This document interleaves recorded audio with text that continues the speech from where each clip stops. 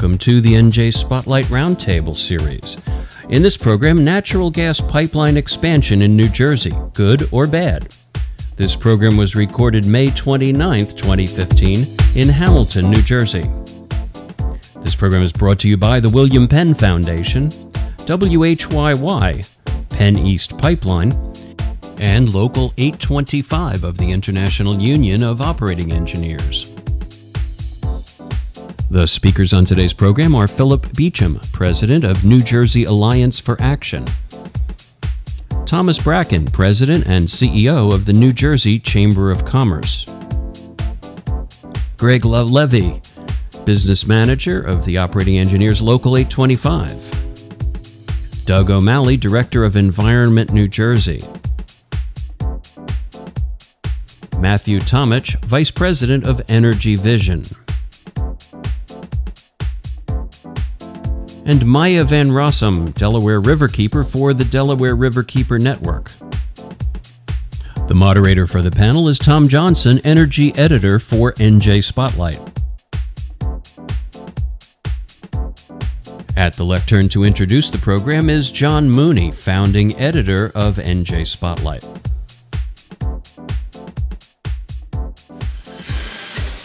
Hello, everyone. Good morning. My name is John Mooney. I'm a founding editor of NJ Spotlight, and I thank you very much for being here for what is surely going to be a really interesting and provocative discussion, I'm sure. Before we get into that, I guess I'll do a little shameless marketing. For those of you who may not know NJ Spotlight well beyond this event, we are a bunch of former newspaper journalists, mostly, who started up the site 5 years ago as a way to continue what we thought was good substantive journalism on key public policy issues, things that were starting to fall through the cracks with mainstream media. And we have since continued to grow and we think thrive and become a successful news outlet, and hopefully a must-read for folks around these issues. And we implore you to come visit our site, njspotlight.com, and join the discussion that we hopefully can inspire around these issues.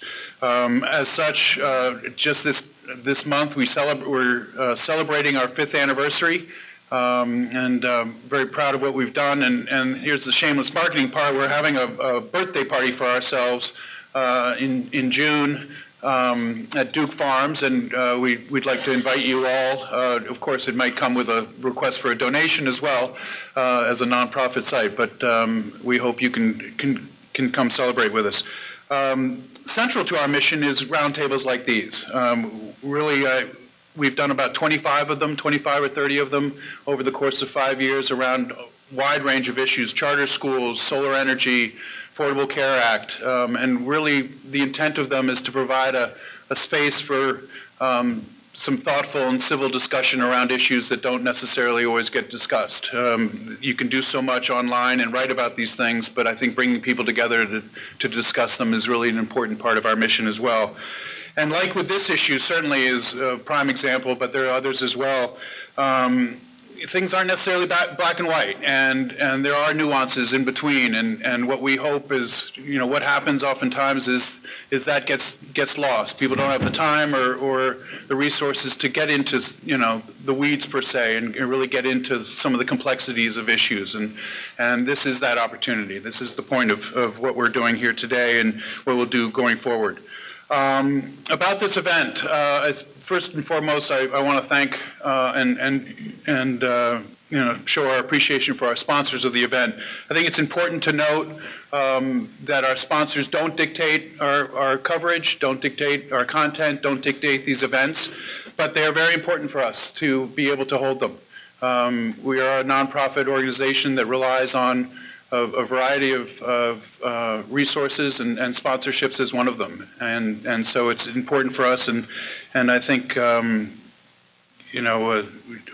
appreciative of what they've done. And to name them, we have 4 sponsors for this event: WHYY Public Radio, one of our main media partners out there. A lot of our content runs on their site, and vice versa. Penn East, the local 825 operating engineers, and the William Penn Foundation, one of our funders out of Philadelphia. So let's get going. A few logistics. On the table is, first of all, I don't want you to miss this, we have some surveys that we ask you all to fill out before you leave to let us know what you thought of the event, what we can do better, what were highlights. It's really important for us to continue to improve these, and your input is critical. So please fill those out, and if there's not enough, we can get you some additional copies. We also, you'll see index cards, and the way we generally hold these events is we ask folks to submit questions they may have on index cards that we will be walking around the outside of the room, and just wave the index card, we'll come over and grab it from you, and we'll get it up to the moderator who can incorporate it into the discussion. Might be some opportunity at the end for us to pass the microphone, depending on time. But the index cards is really a way for you to get to be part of the discussion, and that's very important for us. I think this is not just between the moderator and the panel. This is really, you guys are a critical component of that. This event is also being live streamed, and that through a camera back there. So that, certainly if you have a way to connect with folks on the outside and let them know they can watch this at the same time, feel free. The one logistical thing, I've noticed a couple signs in the room. Please, with the camera there, try not to get in the line of the shot, which will be largely of the panel. I think it's pretty important for us. So keep that in mind. And what's an event these days without a hashtag? So we are tweeting this, and we ask you if you have questions or comments, feel free to tweet them as well, and we'll be paying attention to that, and the hashtag is NJ Pipeline. So let's get going. I want to introduce our moderator par excellence, a guy who's been covering energy issues in this state for a long time, previously with the Star Ledger and one of our co-founders. Hopefully you've been following, he's working on a series on the pipeline that has been running this week that deals with a lot of the issues we'll be dealing with today. And probably, at least in my mind, knows as much about these issues as anyone in the state. And so I'd like to introduce NJ Spotlight's Tom Johnson.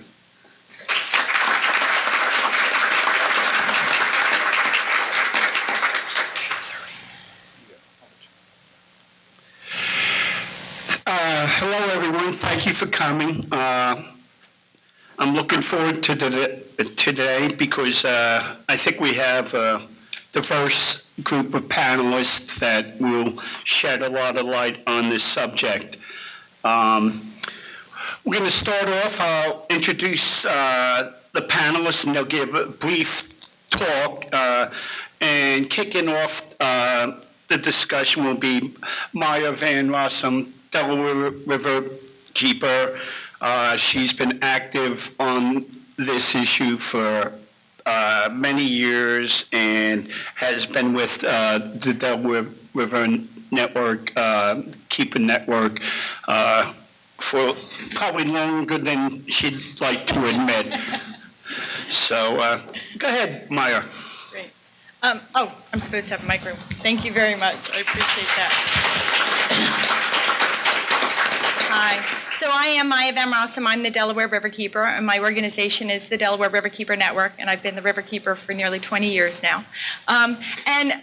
Unfortunately, and sadly for my organization and for my river and for our communities, I come to this pipeline discussion with a lot of experience. A lot of experience because the Delaware River watershed has unfortunately been passed through a number of pipelines in recent years and is threatened by many more to come. In fact, 11 pipeline projects have passed through the boundaries of our watershed. In the last 3.5 years, we've had 11 pipeline projects pass through the boundaries of our watershed, and 9 more are proposed. And one of them, of course, is Penn East, but there are many others. And the thing is, when a pipeline passes through our watershed, when a pipeline passes through a community, when a pipeline passes through the environment, it really leaves an enduring scar. And the pipeline companies can't, won't, and don't restore the landscapes, restore communities to pre-construction conditions, despite the fact that they like to tell you that they will. The fact of the matter is that they don't. And you can go to any community where a pipeline has passed, and you can witness that yourself. The near-term and the long-term harms of a pipeline project are very wide-ranging. No part of a community goes unscathed when a pipeline passes through. They take public and private lands. They reduce the market value and marketability of homes. They deprive homeowners of the full use and enjoyment of their property. They force communities to live next to the threat and the reality of the hazards of a pipeline, the incidents, the accidents, the potential explosions that can happen. And in fact, if you look on average, there are 173 people a year who are injured or who die from pipeline accidents or explosions, and there's $269 million worth of damage on average that happens a year because of these incidents, accidents, and explosions. Pipelines contribute to climate instability. They contribute to habitat loss. They cause habitat loss. They cause water pollution, air pollution, and nearby the compressors, they cause noise pollution. They impact people's health. They cause increased runoff, increased erosion, decreased recharge of our groundwater supplies.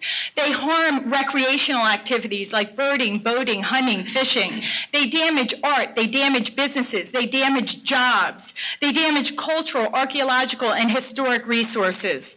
As I said, nothing goes unscathed when a pipeline passes through, and these are all costs that are not accounted for in the economic analyses that the pipeline companies attempt to put forth when they make their claim of jobs.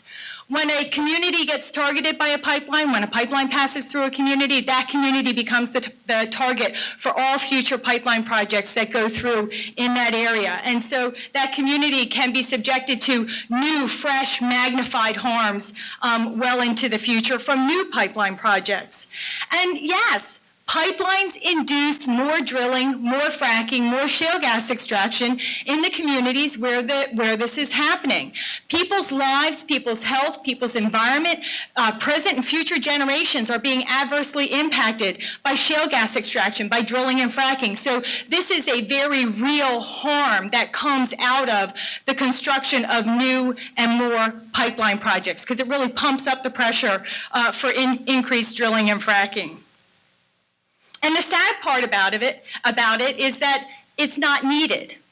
We don't need the pipelines because we don't need the gas. Now, particularly here in New Jersey, if a project like Penn East were to bring gas to New Jersey, if we look at the amount of gas that they're proposing to bring, there would be a 53% surplus of gas in New Jersey. New Jersey doesn't need any more gas. We're fully supplied at this point. The other sad truth is that the pipeline companies are really looking to export this gas to other countries. They're not looking to keep this gas in the United States. If all the projects that are being put forth before the Federal Energy Regulatory Commission got the approvals that the pipeline companies and the LNG facilities are seeking, 60% of the gas that's produced in this country every year would be shipped overseas. And then the other sort of part of the picture is that experts about gas, experts in government, and even experts in the industry, in the pipeline industry, in the drilling industry, are now acknowledging that shale gas is going to peak by the year 2020, and by the year 2040, it's on the way out the door.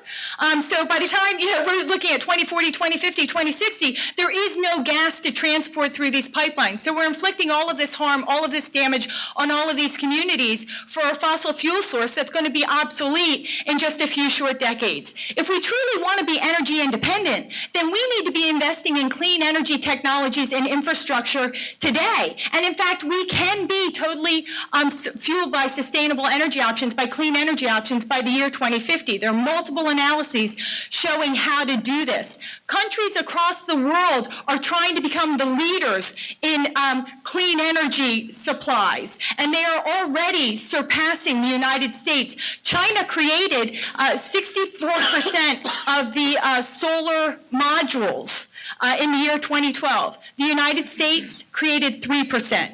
So what's going to happen when 2050 comes if we keep investing in all of this infrastructure and all of this shale gas extraction and all of these abusive fossil fuels? What's going to happen is when 2050 comes, we are going to be totally dependent upon foreign sources of energy. But it's not going to be fossil fuel sources of energy. It's going to be clean energy technologies, because all the other countries in the world that are vying for that leadership position will actually have accomplished it, and we'll still be back in the dark ages relying on fossil fuels. And I just want to make one more point, because I'm sure I'm at my 5 minutes, when it comes to the claims of jobs, particularly jobs associated with pipelines. It always comes across when the claim of jobs is put forth as though by claiming that a pipeline project is going to create some jobs, that they suddenly have a blank check. They have a blank check to inflict whatever harm they want to on the community, to take whatever other jobs they need to in order to secure their pipeline project, in order to secure the profits associated with it. They can inflict whatever economic harm, whatever environmental harm, whatever community harm, whatever homeowner harm, whatever health and safety harm they want to, because they're putting forth a claim of jobs. I'd like to ask everybody in this room who believes that they are threatened by, have been impacted by a pipeline project to please stand up.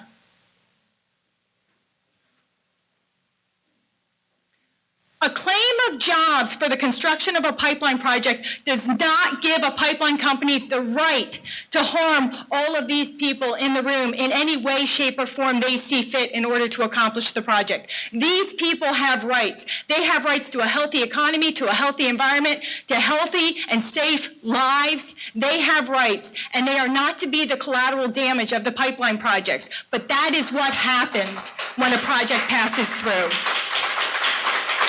If pipeline companies were truly interested in good-paying, sustainable jobs, they would be taking all of the billions of dollars that they talk about, and they would be investing them in clean energy technologies, because we truly can have it all. We can have good-paying, sustainable jobs. We can have the energy we need to turn on the lights. We can have a healthy, safe environment, and we can have healthy historic, archaeological, and ecological resources. We can have it all. We just need to invest in clean energy, not in dirty fossil fuels.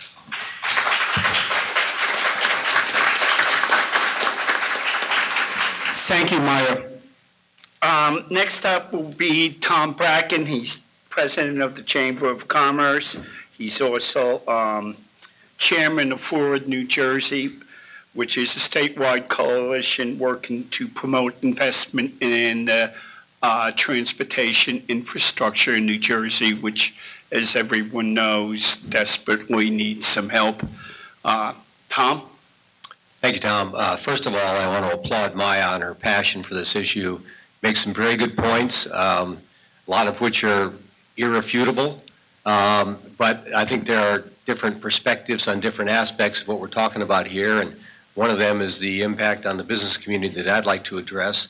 The one thing I would say about Maya's presentation is that although I do understand the 2020, 2030, 2040, 2050 issue, we have to get there as a state. You know, we have to find a way to get from here to 2020, which is not too far away, but then further on. And so basically, my comments are going to be that New Jersey right now has many challenges it's facing. Most of these challenges are economic. They have something to do with the economics of New Jersey, the fiscal viability of our state. And the one issue that can solve most of the problems of New Jersey is to attract jobs to our state, provide more income to address the issues. Most of the issues we have, we know what the answers are. We just don't have the money to address those issues, infrastructure being one of them. So we have to find a way to make our state more competitive, to keep companies here that are here, convince those companies that are here to grow here and invest in jobs here. And if we are lucky enough to attract companies from out of state to bring in jobs, so be it. That adds to the job situation and adds to the revenues of the state of New Jersey. But we also have to understand that to do that, we are a state that maybe is one of the least affordable states for companies and individuals to live in. And business owners in particular, which is what the Chamber of Commerce deals with, they like certain things. They like certainty, they like reliability, and they like effective solutions to their problems. The three biggest issues that the business community deals with that are mandated by those issues are the people issue, healthcare, and energy. Business people like to have certainty. They like to know that they can rely on certain things. They like to know that they can predict within reasonable perspectives the cost of certain things that are driving their businesses. And so if I talk to the issue of energy, Companies right now are dealing with an energy situation in New Jersey where we have a high cost of energy. The manufacturing industry of New Jersey has virtually left. Manufacturing is really driven by people and energy, and our manufacturing sector has dwindled to a very low number. It's starting to come back, I grant you that, but it's still we're starting from a very low base. So the issue of energy and the issue of trying to enhance the energy and reduce the cost of energy in New Jersey is really what we're talking about here. By doing that, we will improve the competitive situation in New Jersey, which we have to do. We can therefore talk about the improvement that this would have on our economy, the adding of jobs, not just jobs relating to the pipelines, but ongoing jobs in the overall business community of New Jersey, which would allow the state, again, to address some of its very severe issues that we are facing right now. We have to do anything like this with regard to these pipelines in a very safe and economical and environmentally friendly way. I grant you that. That's absolutely mandatory. But when I talk about these issues, and one I'm most particularly aware of and familiar with is the Penn East issue. You know, we have companies that are going to address this issue that have had 400 years of safe and reliable energy delivery. They are proven commodities. Also, if I understand it right, the Penn East situation is going to require the approval of 11 different regulatory agencies before it gets approved, which is, I think, going to get some very severe scrutiny. Also, I think Penn East, if I understand it right, will have 24-hour surveillance so that if there is an issue, the issue can be resolved and people can get on top of it very quickly. So the issue of doing the Penn East project, and I assume the other pipelines are very similar, they are going to be monitored very closely. They are going to be regulated very closely. They are going to be scrutinized very closely. So the issue of being environmentally friendly and not a problem, I think will be effectively addressed because, again, our position is that has to be effectively addressed. So the other thing with regard to these pipelines that will bring natural gas to New Jersey, we have, for years in New Jersey, had a very high cost of energy, basically because we've gotten our gas from the Gulf. And the cost of transporting the gas is one of the big issues in the price of energy. We now have a natural gas find right next door in Pennsylvania, probably the biggest gas find in the history of the U.S., that we would be, I think, deemed irresponsible if we didn't find a way to try to take advantage of that as a state. So, unfortunately, the only way to get that gas from Pennsylvania, Marcellus, to New Jersey is through pipelines. We have a growing demand for energy in the state of New Jersey. That has to be addressed. You can do this possibly with electricity, which would be putting up transmission lines, which I think are more costly and more intrusive to the environment than gas pipelines. But we have to find a way to provide for the ongoing energy needs of the state, both from the consumer standpoint and also from the business standpoint. So we can't be ignorant of the fact that we have an opportunity staring us in the face, and we have to find a way to do that. We have to find a way to do that so that it benefits the state. We have to find a way to do that so it does not hurt the issues that Maya talked about. And I think if we address all the issues and try to find the right combination, this can get done in the right way. And that's what we are really proposing, is for this whole issue to be handled in the right way, but at the end of the day, have New Jersey become more viable and the citizens to become, for the citizens to benefit because their cost of energy is lower, but also for the citizens not to be imposed upon by having some of the issues that Maya talked about come back to haunt us. So there's a way to do this. I'm sure there's a way to do this, and it can be done right, and everybody can benefit from this, and our position is let's find a way to do that.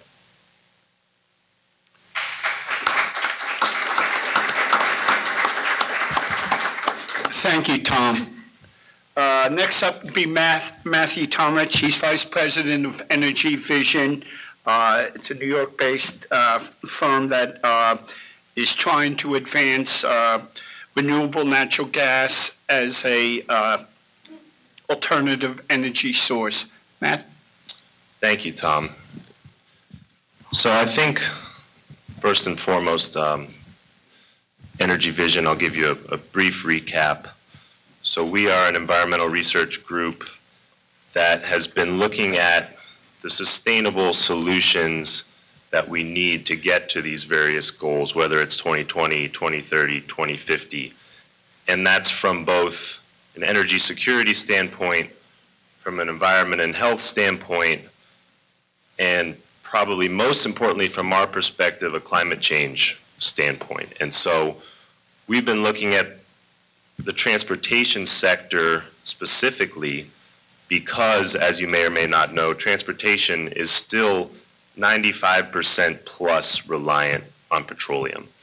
And so when you look at the cost-effective, commercially viable solutions that exist and are available today, natural gas, especially for the heavy-duty sector and displacing diesel, is one of the only options. And so we've been looking at natural gas as a transportation fuel for the heavy-duty fleets, refuse trucks, buses, long-haul vehicles for over 10 years, long before the issues around fracking and the environmental and health concerns there were really even an issue of discussion. But more recently and more importantly, I think what I'd like to raise awareness about is a new form of natural gas that really is renewable and fully sustainable, and that's gas produced from waste. So whether you have a landfill, whether you have a wastewater facility, whether you have a standalone anaerobic digester to process food and other organic waste. I mean, New Jersey is uniquely positioned as one of the largest waste generating states in the country to take advantage of essentially what is a gas well sitting right in the backyard here. And that's through all of this waste material, both coming from New York City, coming from Philadelphia, coming from New Jersey itself. There's a huge opportunity there. And so we've been looking at, from a climate, from an economic, from a health standpoint, renewable natural gas to displace diesel is the lowest carbon commercially viable fuel option that exists. We're talking about 80+% reduction in greenhouse gases compared to diesel when you take landfill gas and put that into natural gas vehicles.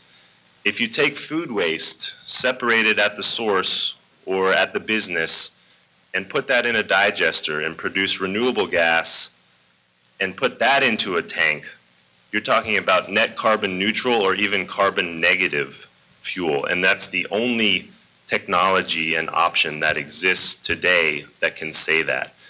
And so a number of studies have looked at the national, the local, the regional potential for renewable natural gas.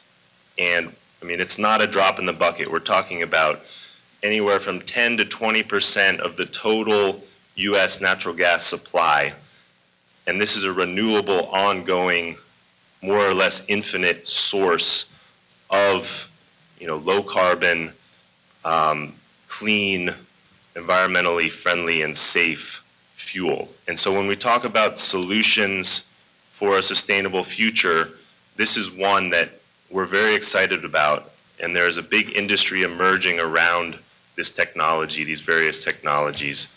And I think it's something that when we talk about natural gas, we talk about pipelines, we have to remember there is another option to create this fuel. And oftentimes getting that fuel to the market, whether it's for heat, power, or transportation purposes, will often require access to these pipelines. And so the natural gas industry is looking at this very closely, especially in California and other states that are kind of at the forefront of climate action. And they see this as really one of the only ways to decarbonize our natural gas supply. So I think it's something that needs to be discussed and brought up and considered and explored. And so I'm hoping that we can talk a bit more about that throughout these discussions. Thank you, Matthew. I'd like to pursue that with you. I think that's an interesting topic. Next up will be Phil Beecham. He's probably well known to everybody in the audience.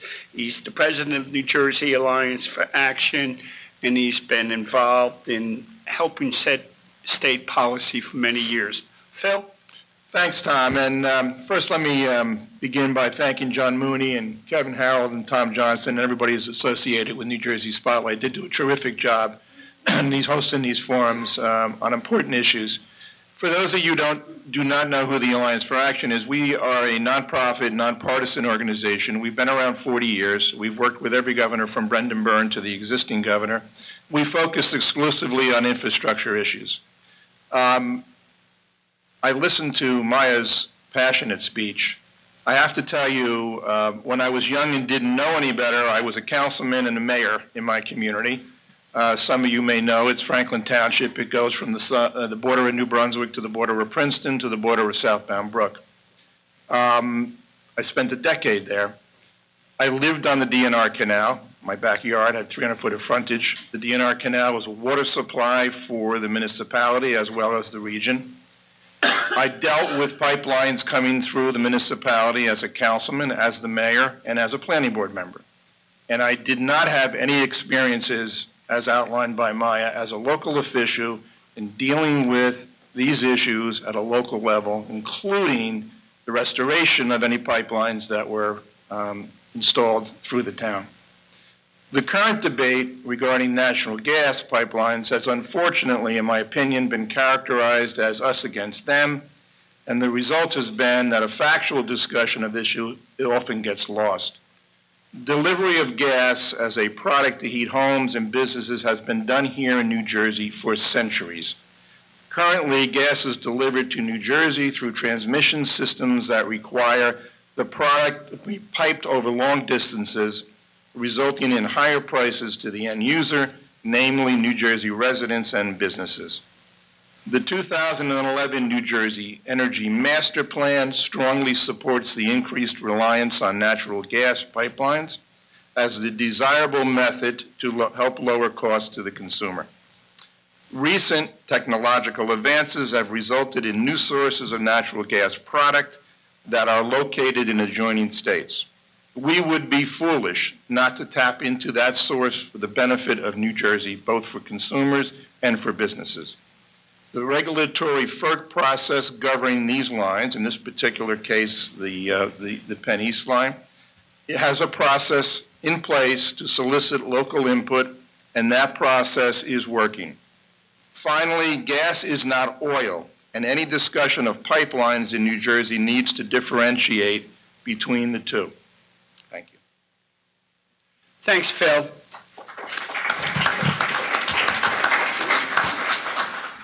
Our next speaker will be Greg Loveley, of the business manager for Operating Engineers Local 825. Greg?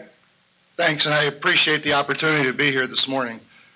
I kind of take a simplistic look at this. First, from a policy perspective, excuse me. Maya asked people to stand up if they had been affected by pipelines. I'm going to spare you standing up, but the two questions that occurred to me are, how do you heat your home, and is it natural gas? And how did you get here this morning? Did you drive? Because those products have to get transported to the market, and that shows there's an absolute demand for those products and that we all have them. 2/3 of the homes in New Jersey are heated by natural gas. Per capita, we rank 5th in consumption. We outpace our neighbors. Pennsylvania and New York are about 50-50 heating their homes with gas, and they're down in the low teens as far as consumption. So there's an absolute need for gas. I don't think there's an argument with that. What we have to think about then is what's the best, most reliable, safest, and most environmentally friendly mode of transportation. And when you stack the different modes up, pipeline wins it hands down.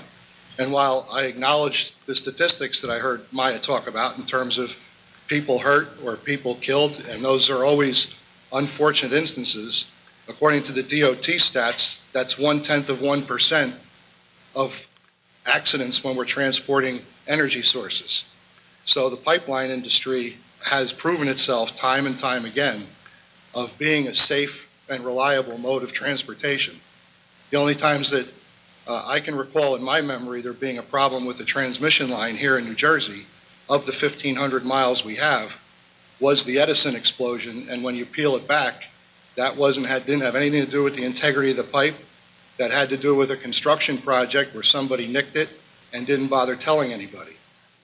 And from somebody who's on the ground, when we talk about the job perspective, we have 110 members right now working on an installation of a natural gas pipeline.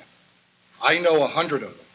When people talk about a transient workforce, I'm sorry, I don't agree with you. These people are real. I'm a 30-year operating engineer. I'm the son of a 40-year operating engineer.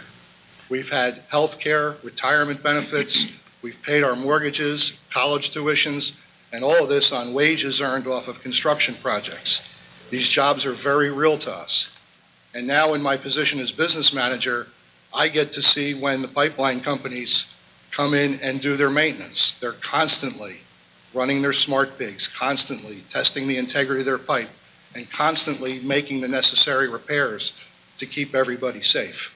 So from our perspective, especially in the job category, the jobs are very real, they're very tangible, and they help people each and every day. And thank you very much. Thank you, Greg. Wrapping up, sort of cleanup, but in the sixth spot, is Doug O'Malley. He's Director of Environmental New Jersey, which is one of the prominent environmental organizations in the state and has been involved in this issue for quite some time. Doug? Great, thank you, Tom. Again, I'm the Director of Environment New Jersey. We represent more than 20,000 citizen members across this great state.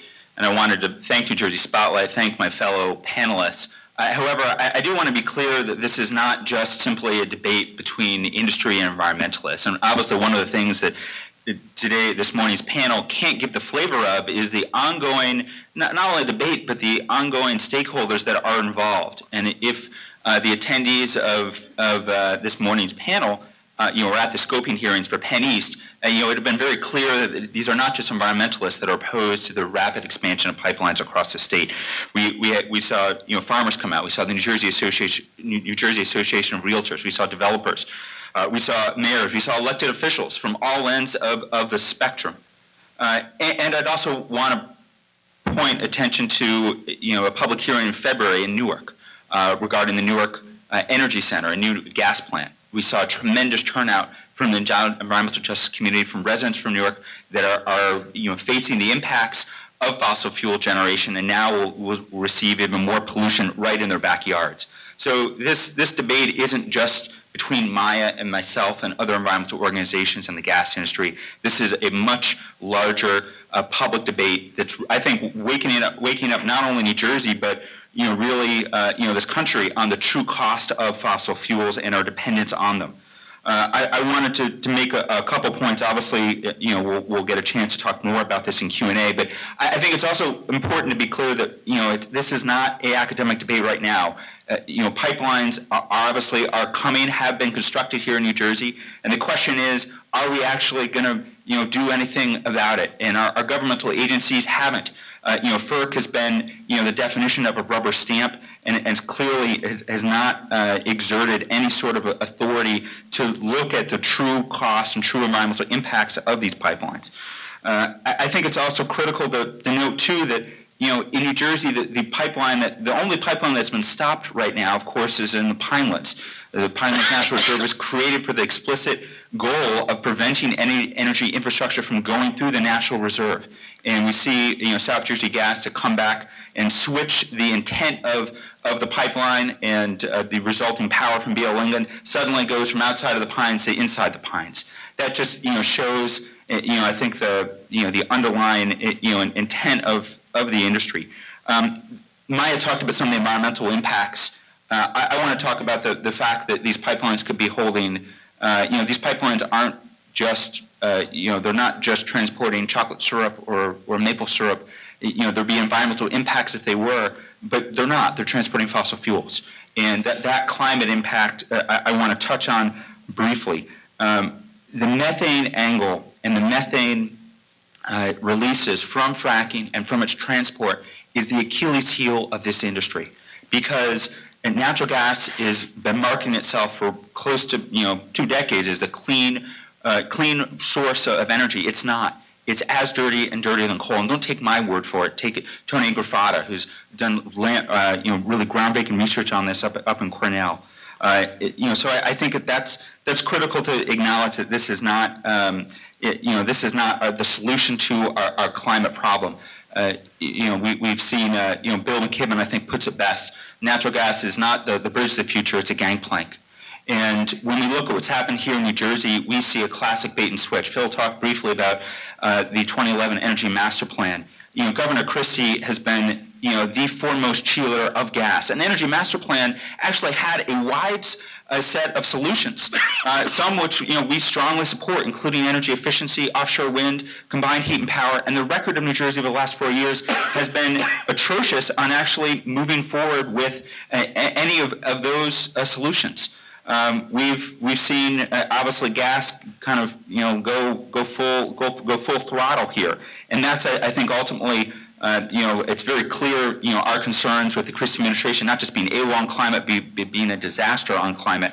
I want to take a moment just to talk about what the industry is saying about pipelines and to talk about two things that Maya touched on briefly. This ultimate question of whether there's a need for pipelines and where the gas is going.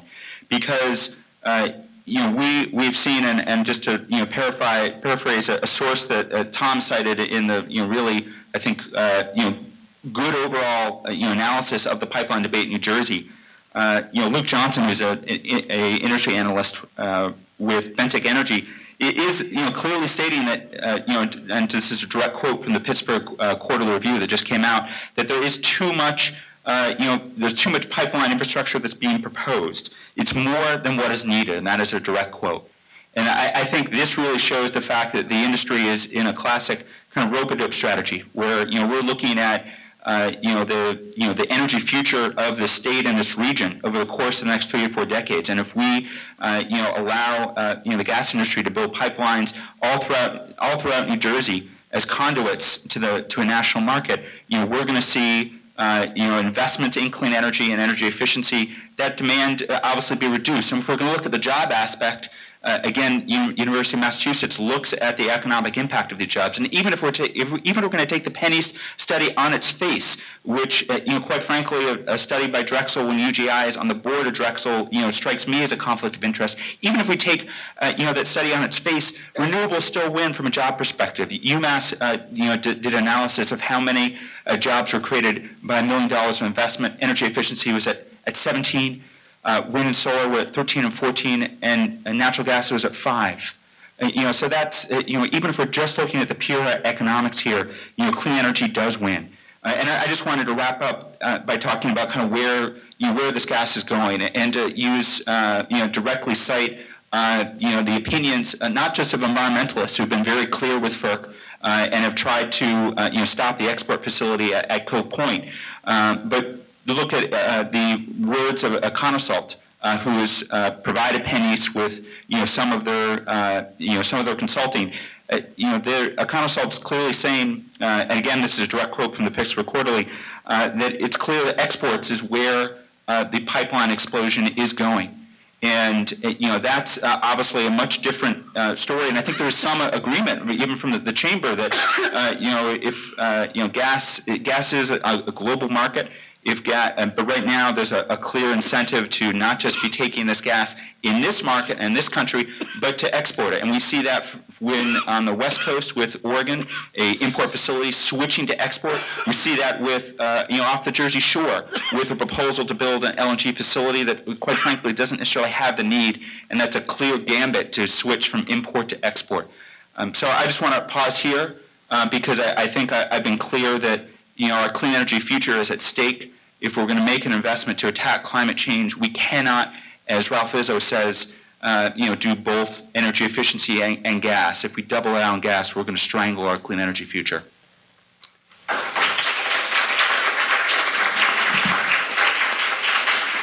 Thanks, Doug. I think I'll start off with you and let anybody else chime in.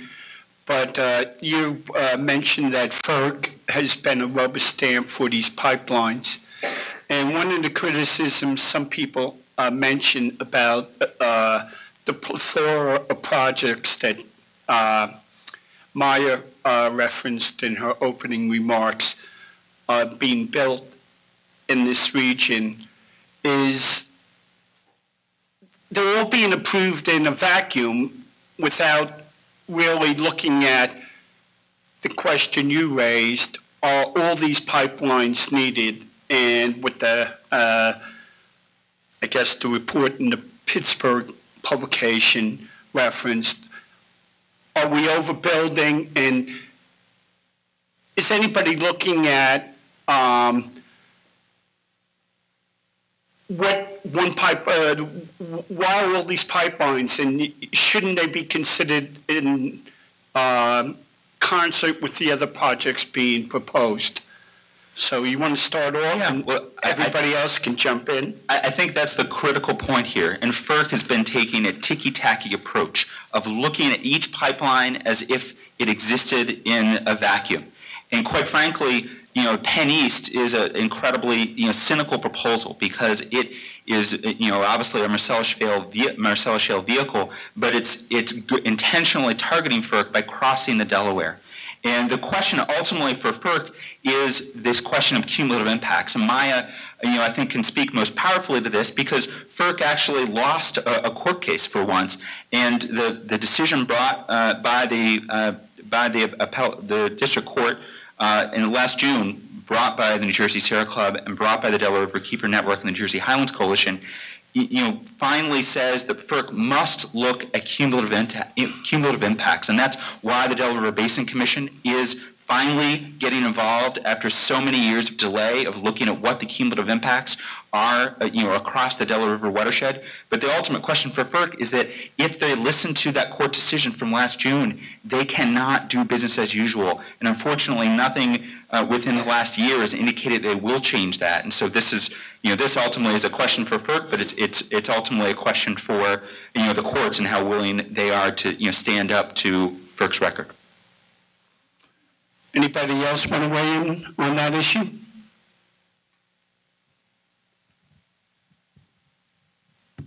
Great, thanks so much.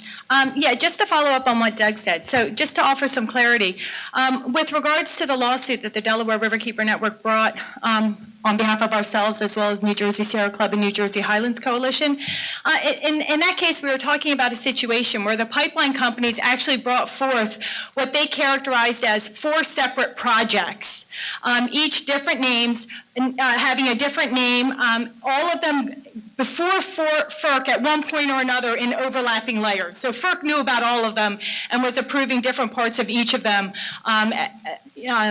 over the same few-year period of time. But when you actually look at these four projects, if you took different colors, 4 different colors, and you just made a hash mark down a single line, right? So that you ended up with a single line, but that was a whole bunch of different colors. Those were the 4 different projects. They were very clearly one project. It's just that the pipeline companies had broken them up into pieces, and the Federal Energy Regulatory Commission allowed them to get away with it. And the Federal Energy Regulatory Commission looked at each one of those pieces as though it was a separate project, and as a result, failed to look at the cumulative impacts across the entire pipeline project. And when we brought our lawsuit, FERC rarely loses, but they clearly lost this case, and there the court said that FERC had engaged in illegal segmentation of a pipeline project, and as a result had failed to look at cumulative impacts across the project. So there we have a clear failure of FERC failing to look at cumulative impacts across a single project. And by the way, the Leidy Southeast line is an absolute parallel to what happened in that Northeast Upgrade Project case where we succeeded. And so there too, it's just a bunch of hash-colored lines, but really is clearly one single project with just 4 different cut-up bits. But also to speak to the other question on the table that Tom raised, not only is FERC not looking at individual pipeline projects as a single whole, but nobody, FERC, Department of Energy, Environmental Protection Agency, nobody is looking at the multitude of different pipeline projects that are crisscrossing our watershed, that are crisscrossing our states, that are crisscrossing our nation to see if they're needed or if they make sense. I mean, as we said with the Penn East project, if they were to build that project and bring their gas to New Jersey, we'd have a surplus of 53%. And Penn East is not the only project that's trying to be advanced in order to supposedly bring gas to New Jersey. So we're just going to have surplus upon surplus upon surplus. And one of the reasons why the industry and the Federal Energy Regulatory Commission is allowed to get away with it is nobody is mandated to look at whether or not all of these projects, not just individually, but across projects, make sense, is needed, or could be co-located or not co-located, whether or not they even need to happen. I mean, you know that I believe none of them need to happen because we shouldn't be continuing to advance shale gas extraction and fossil fuels. But that aside, I mean, one would think that it would make wise economic sense, environmental sense, community sense, and just rational use of public resources and agency resources if somebody was taking a big picture look at the multitude of pipelines crisscrossing, again, our regions and our nation. And nobody is tasked with doing that, so nobody does it. And so it's all left to the pipeline companies, to the industry, to decide what projects they want to advance, where they want to advance them, whether or not there's duplication of need, and whether or not there's duplication of adverse impact.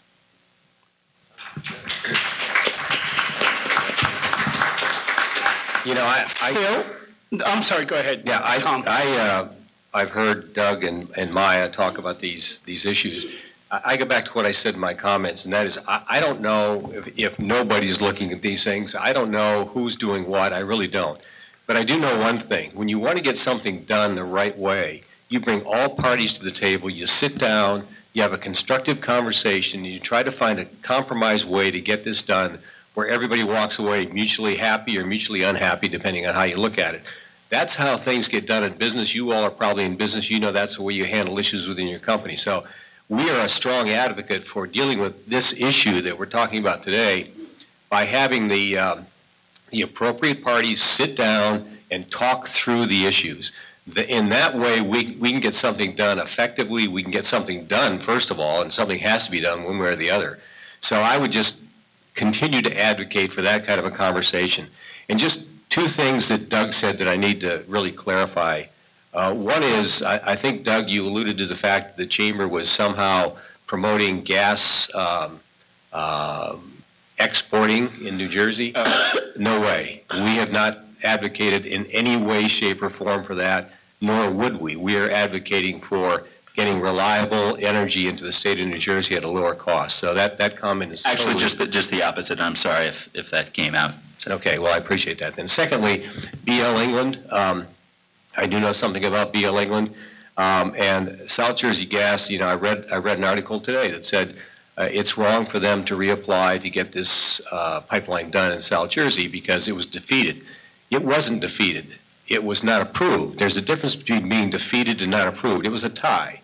So the company wants to get, companies want clarity on issues. South Jersey Gas wants clarity on their issue, and because it was a tie, they want to reapply with a full board to find out if it's going to be pro or con. It's not a matter of reapplying and being demonized for doing that. It's a matter of getting clarity. So I need to talk about that. Also, the underlying fundamental issue there is they want to convert a coal plant to a gas plant. I mean, I would assume that you're for that because that is at the root cause of a lot of things we're talking about here. So I just leave it at that and say that, again, my whole comment basically is if we want to get resolution on these issues, let's have a conversation with all parties involved so we can get the passion of Maya and Doug and Matthew on the table with the issues that businesses have and the utilities have and so forth, and see if we can't find a good solution. Tom, you mentioned need to sit down and have discussions, but FERC, most people haven't heard of FERC. You ask them in the street, maybe 1 out of 10 people could tell you what it stands for, Federal Energy Regulatory Commission. And I almost have to agree with Doug that it's been pretty much of a rubber stamp on energy projects that come before it. And once that happens, aren't these projects a done deal because state has some limited role in citing issues, but not over whether the project moves forward or not? Is that a question? Yes. I have no idea. I don't know the power of FERC. I really don't. I know who they are. I know what they do. I don't know what the power is of FERC. I don't know what the ability of the state of New Jersey is to influence a FERC decision. I'm sorry, I don't know the answer to that. Okay. Well, Tom, you're very popular. We have a lot of questions for you. Tom, do you want a little bit of information for folks about the FERC regulatory authority versus the states? Because it's a very important question and issue for people to understand. So when it comes to pipeline projects, interstate pipeline projects, the Natural Gas Act exempts these pipeline projects from state authority and from local authority. So state regulation, state legislation does not apply to interstate transmission lines, and local communities have no authority whatsoever. That's why you hear about local communities passing resolutions of opposition, but not trying to pass ordinances or the like, because that authority has been stripped from them by the federal government, even though anyway, so the pipeline companies, and that also, I think, references what Tom spoke to earlier about these pipeline projects getting reviews, all sorts of environmental reviews by a multitude of agencies. The fact is that the interstate transmission lines are exempted from a whole slew of environmental protection legislation and regulations that all other industries are subject to. So they have a much lower bar that they have to cross in order to get approval. Now, the primary approving authority is the Federal Energy Regulatory Commission. They issue a certificate of public convenience and necessity. And frankly, once that is issued, you sort of have a steamroll of the approval process through all the other agencies for pipeline projects. Everybody seems to just fall in line, and the project gets its approvals and permits in due time. That being said, the state does have the capacity to say no to a pipeline project through a federal authority that they are responsible for under the Clean Water Act, called the 401 certification. And the 401 certification, it's authority delegated, again, to the state of New Jersey and to most states across the nation, by EPA as a result of the by the Clean Water Act. And generally the 401 certifications do mandate a certain level of compliance with state laws in order to get that federal approval. It's sort of like a hook-in because it's a federal authority, it's not state legislation. So if the states wanted to, they do have the capacity to say no, if they can say that the 401 water quality certification has not been met. In addition, within the boundaries of the Delaware River watershed, the Delaware River Basin Commission does have the authority to say no to pipeline projects. They are an interstate agency. The 4 states and the federal government are the commissioners, and they do have the capacity to say no. But again, it is very, very difficult to get entities to say no when FERC is so quick to say yes. And actually, FERC, we believe in violation of law, often gives approvals for projects to start to advance forward before they have all of the necessary permits and approvals that are required for a pipeline project, making the situation even worse because a lot of the damage is inflicted before the other agencies even have a final chance to weigh in. Thank you, Meyer, for saying that. Okay, I have so many questions from the audience. I apologize right now. I'm not going to get through all of them. But I'll start with this. The Energy Information Administration predicts natural gas consumption in New Jersey will be flat out to 2040, except for very modest growth in electrical generation. The proposed pipelines dwarf these projections. Why?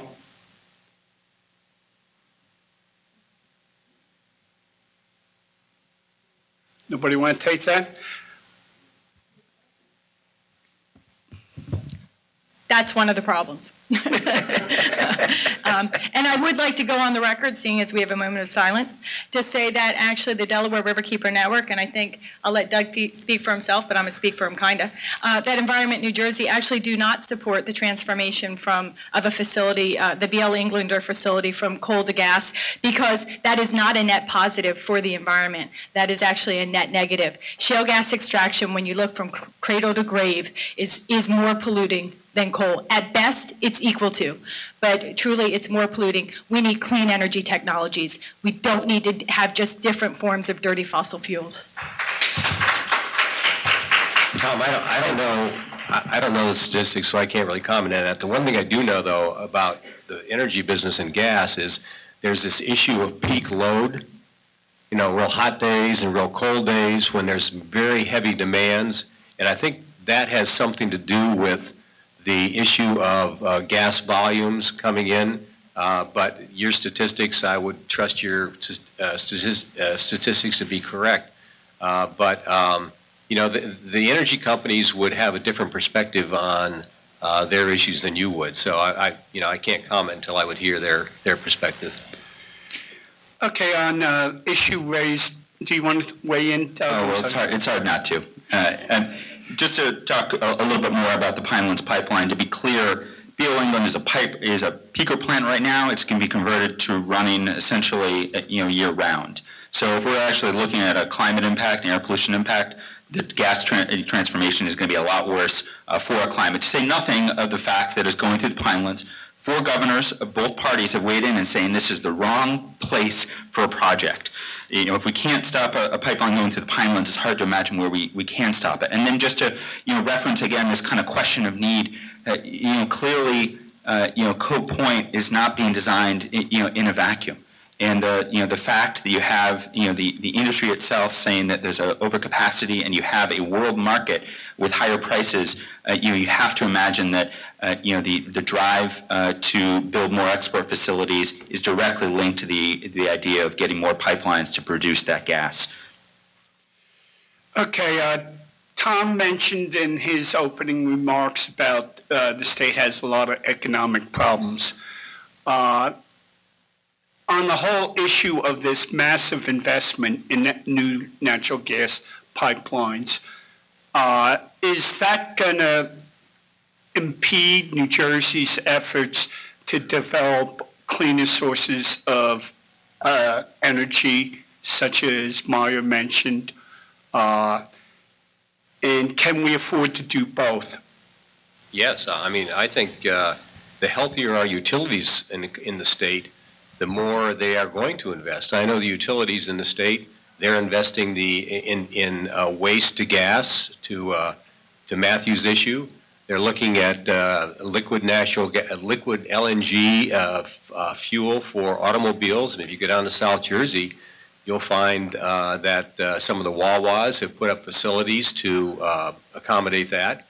The utilities want to invest in alternative sources of energy, but they need to have the money to do that, and that gets back to my point about a healthy economy, the economy growing, having them grow, having the dollars to invest. So it's not mutually exclusive. In fact, it's very complementary. If the stronger the state, the more they can invest, and the more of these issues that will be addressed, and the better off we'll all be in the long run.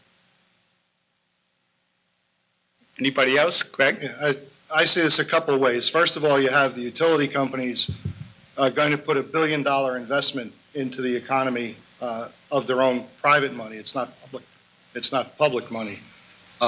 The other thing is we're certainly not anti-renewable energy, but let's take a step back and take a good look. If we talk offshore wind, our organization's gone out and supported an offshore wind project and met fierce resistance. We look at a solar project that Great Adventure wants to put up, and we have a regulatory environment that's pitting that. There's another solar field right by my home that folks want to build on a farm, and that's meeting great resistance. So I think we have to take a good look at the regulatory environment to get all of these things in balance and to do the right thing by all concerned. Well, let me just speak to this question of investment in clean energy. You know, I think it's, you know, kind of interesting to hear $1 billion thrown around because we've seen more than $1 billion be rated from the Clean Energy Fund by the Christie administration, $1 billion that could be going to energy efficiency projects. We've seen, weatherization companies that have gone under because of these constant raids. And if you're kind of talking about clean energy, Environment New Jersey as well as our other environmental allies have been some of the strongest supporters for offshore wind. The BPU is after multiple rejections of Fishermen's Energy is finally being taken to task in court. We're very optimistic that they can win.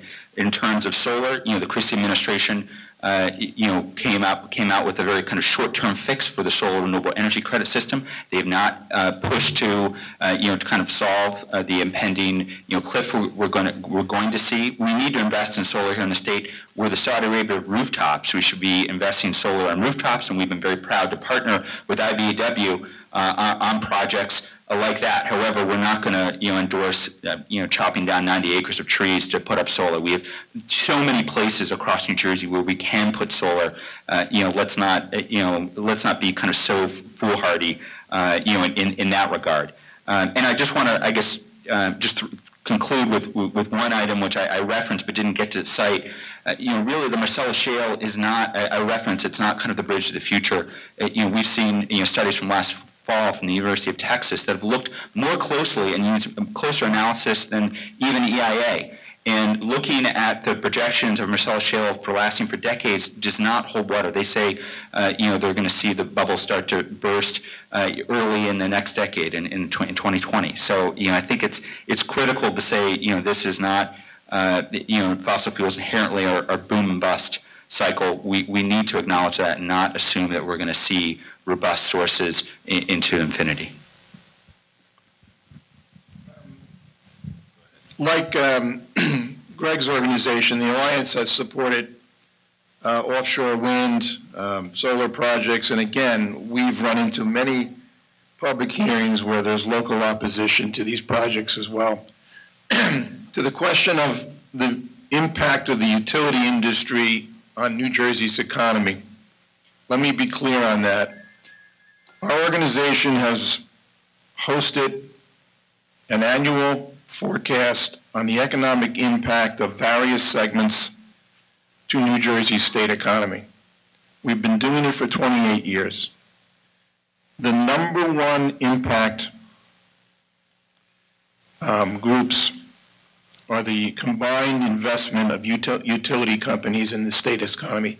They dwarf the pharmaceutical industry. They dwarf anything that's invested by public sector entities like DOT or the Port Authority, and they are a major impact to the New Jersey economy.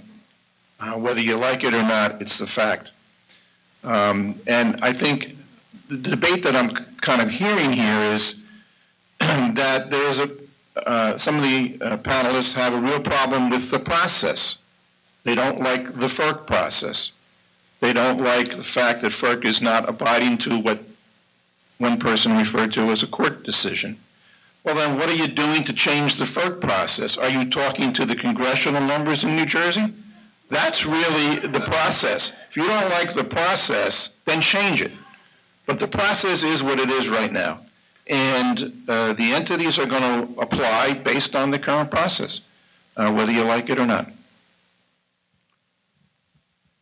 Matt, you want to? Yeah, I just wanted to bring up a couple points. So, again, Energy Vision is an environmental organization, and we've been looking at viable solutions. And natural gas, I mean, there's no question it's the cleanest fossil fuel we have. The extraction process of fracking has issues. There needs to be more transparency. There needs to be regulation. Pipelines, the leakage issue is a major issue. And I know that the utilities and regulators are, looking at this very closely. EPA is implementing plans right now to make sure that these pipelines are tight and secure. But natural gas compared to coal on a head-to-head basis is a huge improvement head-to-head, not including extraction and transmission. So that's one point. obviously that needs to be changed and improved. The other issue is we hear a lot about by 2050 we're going to have renewable energy sources to power the whole economy. And yes, there are a number of renewable sources for power generation: solar, wind, geothermal, biomass, you name it. But on the transportation side and on the heavy-duty side, as I mentioned before, natural gas and renewable natural gas are among the only options. Electrification of a heavy-duty truck is not a viable option today. That's the reality of the situation. I see some heads shaking, but that's the facts. So those are just a few points I wanted to bring up. Hi, I just would like to offer a few responses to some of the comments that I've just heard from a variety of people. First off, to the extent that comments were made that the utilities dwarf all other players in the economy in New Jersey, that may very well be the case. But that's irrelevant. That doesn't mean that we kowtow to them. Maybe that means they're a bigger part of the problem, and also maybe that means that they can be a bigger part of the solution. They can take their $1.62 billion investment in the Penny's pipeline and instead invest it in clean energy technologies and make 3 times the number of jobs. So I think it's irrelevant where they fall, in the scale of power. They need to be exercising their power for the benefit of all New Jerseyans, not for the benefit of their profit bank account. In terms of our problem being with the process, no. Our problem is with the pipelines. Our problems are with the drillers and the frackers and the gas industry and the fossil fuel industry. That's who we have a problem with.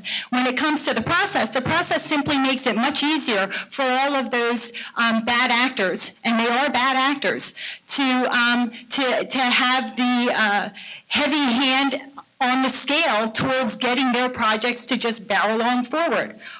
The process is not the problem. The process just makes the problem, which is the pipeline companies and the fossil fuel industry, happen much more quickly, much more abundantly, and much more devastatingly. Natural gas versus coal.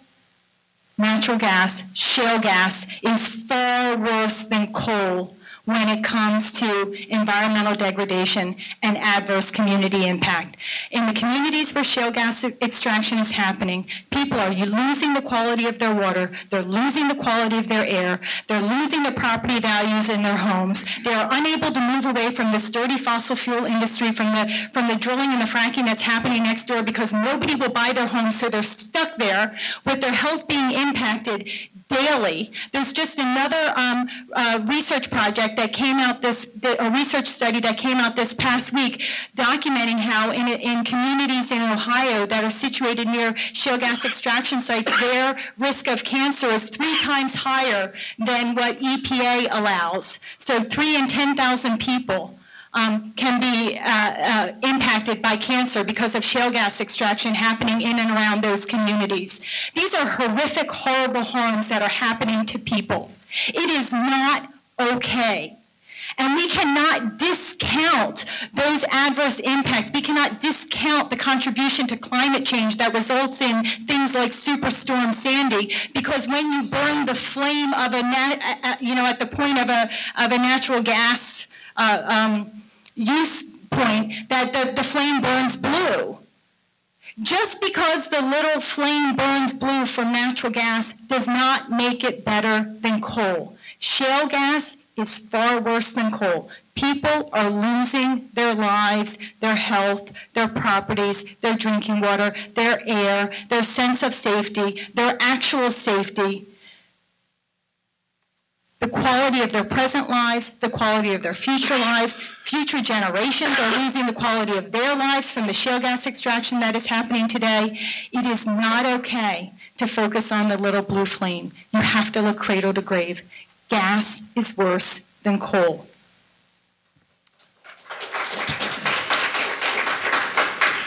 If I could get back to something Matt said, just because I find it interesting. Matt, you mentioned that New Jersey has a lot of sources of natural gas, renewable natural gas, wastewater treatment plants, landfills, and what have you, food waste. How does New Jersey compare to other states in tapping that resource? And does it have the sort of leakage problems associated with natural gas pipelines? So as far as taking advantage of the resource, I would say there's a lot of work to be done in terms of the potential of the resource and the amount of waste. As I mentioned before, New Jersey is near the top of the heap. New Jersey and New York together are two of, I guess, the 3 or 4 largest waste generating states. And I mean, there are a number of landfills in New Jersey, including the Burlington County landfill and the Meadowlands that have looked at projects, and there are projects where gas is being used on site to generate power. On the renewable gas side, getting that into the pipelines and displacing fossil gas, there's not much happening on that end. But I think, Energy Vision worked directly with the state in 2010, 2011 on the master plan to make sure that renewable natural gas from waste sources was included. And it is included, but not much has happened there. So I don't know if that's helpful. The state's far ahead of us, doing much more. You mentioned California. So California is the leader in large part because they have a program in place called the Low Carbon Fuel Standard, and they've decided that they will mandate that the overall carbon intensity of all transportation fuels in the state needs to be reduced by 10% and beyond over the next 10 to 20 years. And one of the fuels that they focused on most because of the climate impact is renewable gas. And as I said, from landfills, it's 80% plus reduction on a life cycle compared to diesel. If you can take the waste separately and not send it to a landfill, you get a dual benefit, one being that you can get to carbon negative impact. Also on the back end, that material becomes a high value compost product or soil amendment that gets recycled. So a lot of cities and states have started to mandate the diversion of organic material from landfills for those dual benefits. In New Jersey, I know that some communities in northern New Jersey are looking at that kind of model, but nothing has been, set in stone, if you will. Whereas California, Connecticut, Vermont, Massachusetts have all said generators of waste over a certain size are required to do something beneficial with that material, which means it can't be sent to a landfill or incinerator. And so the highest and best use based on our research is if you can get that gas into vehicles to displace diesel,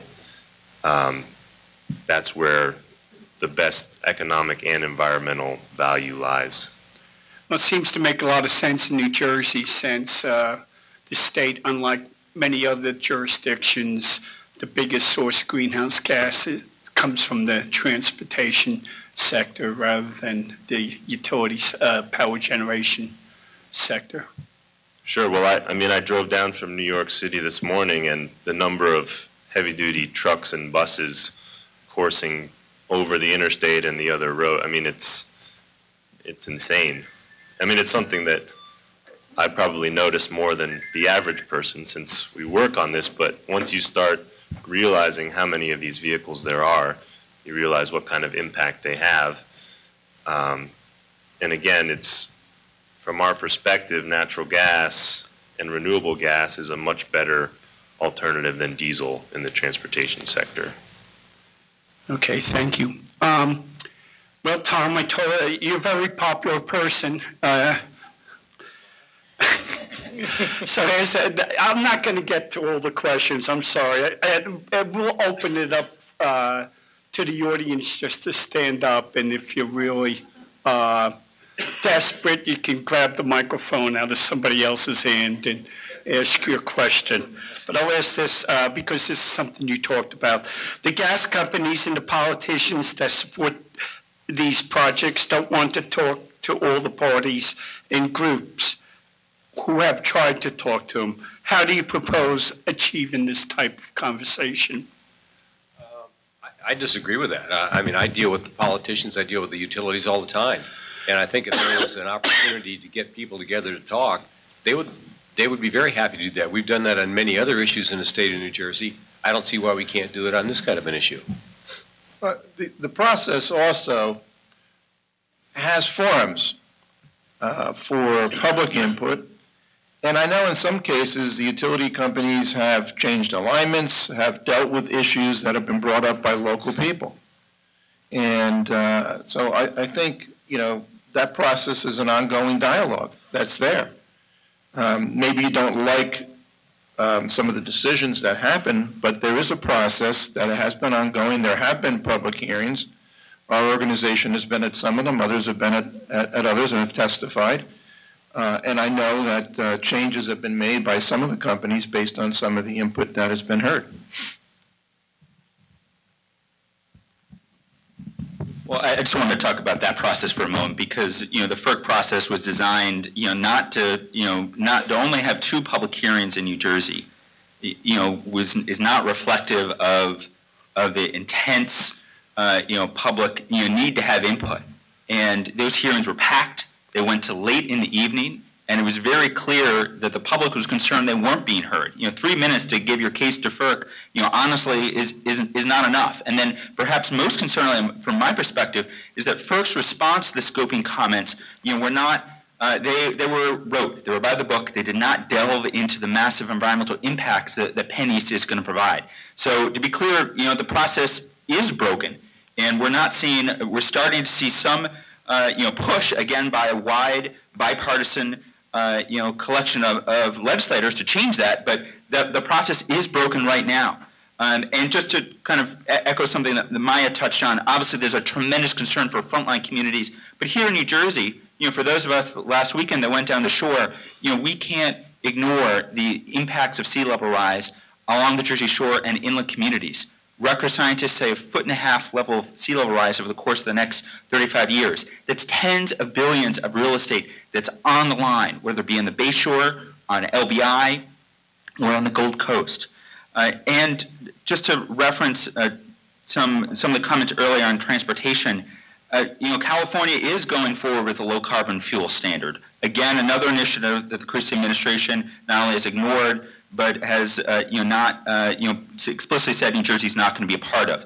But one of the things that hasn't come up, you know, in the terms of transportation sector, which is critical for New Jersey, is that we're falling behind massively on electric vehicles. And this is not necessarily, you know, if we're looking at how we're going to reduce our carbon input on our transportation sector, there's really no contest by looking at the ability to expand EVs versus CNG vehicles. Honda, which makes CNG vehicles, encourages you know, purchasers not to install home fueling stations. You know, so really, if we're looking at market penetration and the way that we're going to you know, reduce the CO2 impact in New Jersey, EVs not only need to be part of the conversation, they are the way forward. And we've seen states like California and New York and Massachusetts and Connecticut you know, move forward with a compact, again, that the Christie administration has not been a part of, to, you know, ensure that the infrastructure is there for electric vehicles. So, you know, that needs clearly to be part of the conversation as we're tackling climate. And again, you know, the gas is not the answer to power our vehicles because it, again, is a fossil fuel. And one last reference here, EVs not only are a transportation solution, they're also a path forward on the storage question. And we're finally starting to see breakthroughs on storage, which is the missing link for our renewable sector. Solar City has rolled out batteries on a commercial sector. Tesla is obviously starting to do that as well.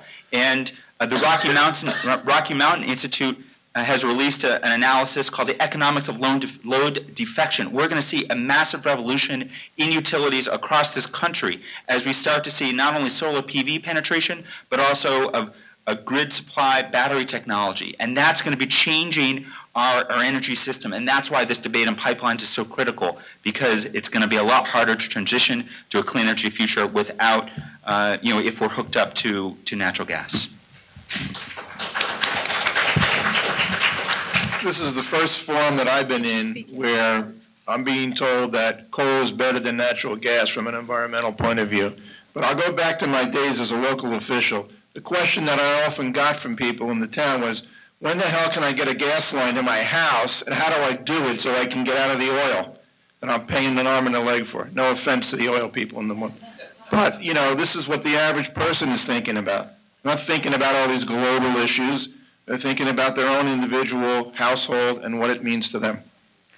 Then I think if that's your perspective, I don't think that you took opportunity of the process that you pointed to earlier, because if you had come to all of the public meetings that have been held, whoever has been hosting them, and listened to the people of New Jersey, you would have heard the people of New Jersey talking about clean energy, talking about how concerned they are about the concept of export of shale gas, talking about their concerns for the people who are living in and around the communities where shale gas extraction is happening, talking about how they don't want drilling and fracking to come to New Jersey. And please, there was a misstatement by Senator Sweeney in, I think it was one of the New Jersey Spotlight pieces, saying that drilling and fracking can't come to New Jersey because we don't have the shale. That's wrong. There are shales that underlie New Jersey, and some of those shales are shales that are already being tapped into in other states. So drilling and fracking can come to New Jersey, and as long as we continue to pump up the pressure with pipelines and exports, you are pumping up the pressure for shale gas extraction, for drilling and fracking to come to New Jersey communities. But I think in terms of the process is not the kind of dialogue that Tom is talking about. Tom's talking about dialogue where all voices come to the table. And I mean, you use the word compromise. I'm not sure that I would agree that that's the right dialogue to have, but nonetheless, you're talking about a dialogue where people are coming to the table to have a genuine discussion to try to get it to an end point of conclusion. That's not what the FERC process is about. The FERC process really gets entered into as though the pipeline is a foregone conclusion, and the people are just given their 2 minutes, to voice their concerns, and frankly, then FERC happily goes home and, writes their excuses for why they're going to approve the pipeline project. We had residents in New Jersey overhear FERC employees at restaurants after some of the Penn East meetings. They were laughing at the people who had come to the hearing and said those people actually think that they have a chance of stopping this pipeline project. They should know better, using that kind of language of disregard about our concerns and about our communities. I mean, it's not a good process. It's not a good process that's about dialogue. And in that process, the most important topic is not on the table. The most important first question is not on the table in the FERC process. Should we be building this pipeline at all? That's off the table. The whole discussion is about when and where. Never is there a dialogue about if we should. So that's really a part of the problem. And I think we would be doing a disservice to the folks in the community who are having to experience the knock on the door of the pipeline companies if we don't talk about the heavy-handed tactics that are being used to try to get people to knuckle under, to allow surveys on their properties and to sign easements for these pipeline companies to pass through. There's very heavy-handed language that is being used. There are obvious threats and not so obvious threats that are being put forth before people to try to get them to sign over access to the pipeline companies in order to advance these dirty pipeline projects. That's wrong. That's not about dialogue. That's about getting communities to knuckle under so industries can take advantage and pursue their profits at the expense of everybody else. And FERC does nothing to stop it. And in fact, we even have a number of reports of residents who have explicitly denied access to their property for surveys, and yet they will go out and they will find that survey tape is on their property, clearly indicating that the surveys have come on and trespassed, abusing the process, abusing their right of access, trespassing onto people's property in order to illegally gain the information they need to advance their pipeline project and force it upon everybody. That's what's happening out there in the world when it comes to these pipeline projects, even before they even get built, let alone after the fact. And there are just 2 points I want to make sure I get the opportunity to put on the table before we go forth. One is I also want to tell people, particularly the gentleman representing the pipeline workers, this may be of interest to you, that there is a recent study out of the state of Pennsylvania, and one of the things that they found is that alpha and beta radioactive particles build up in these pipelines. And so when workers engage in routine maintenance and cleaning of these pipeline projects that are carrying gas from Pennsylvania, they actually can get exposed to radioactive materials through inhalation and ingestion. I would think that that would be a big concern for the pipeline workers, and yet that's nothing we hear talked about by the pipeline companies. And finally, when it comes to shale gas extraction, I want to read a quote from the Chief Justice of the Pennsylvania Supreme Court, a conservative Supreme Court, in response to a legal action that the Delaware Riverkeeper Network was a part of, where we won a very important decision, and the judge talked about people's inherent and indefeasible rights to pure water, clean air, and a healthy environment. Pennsylvania is not anti-gas, and yet what this Chief Justice wrote in his opinion in that case was, quote, "By any responsible account, the exploitation of the Marcellus Shale formation will produce a detrimental effect on the environment, on the people, their children, and future generations, and potentially on the public purse, perhaps rivaling the environmental effects of coal extraction." And he went on to say that the public natural resources implicated are resources essential to life, health, and liberty. That's what we're talking about here. We're talking about the life, health, and liberty of everybody in New Jersey, of everybody in Pennsylvania, of everybody across the nation. We've got to start thinking about future generations as well. We've got to start protecting our right to pure water, clean air, and a healthy environment, and pursue clean energy options, and stop characterizing gas and pipelines as bridge fuels. They're not bridge fuels. The bridge fuels are the clean technologies that, if we start putting them in place today, will carry us into that clean energy future that we need so desperately, and will get us there by 2050 if we start acting today. And if I can, just for Sure. with all due respect, Maya, worker safety is our #1 priority for our members, and we've never had anybody turn down going to work on a pipeline job due to that concern. And we have 30 years of experience at our training center of training how to do natural gas pipeline installation, and been cited by the industry several times for our cutting-edge way we do it. So I appreciate your concern, but we do address those concerns every day.